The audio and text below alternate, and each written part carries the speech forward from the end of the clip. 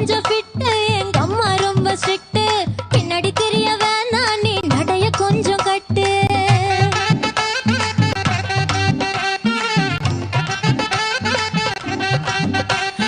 வண்டி மாட பூட்டி அந்த வாய்க்கா ஓர ஓட்டி ஊரை சுத்தி காட்டி உன்னை கூட்டின்னு போறேன் ஸ்வீட்டி நான் ரொம்ப கோபக்காரி நீ சுத்துற ஒரு மாதிரி ஆடிக்கார ஏறி நான் போக போறேன் சாரி ஓ அப்படியா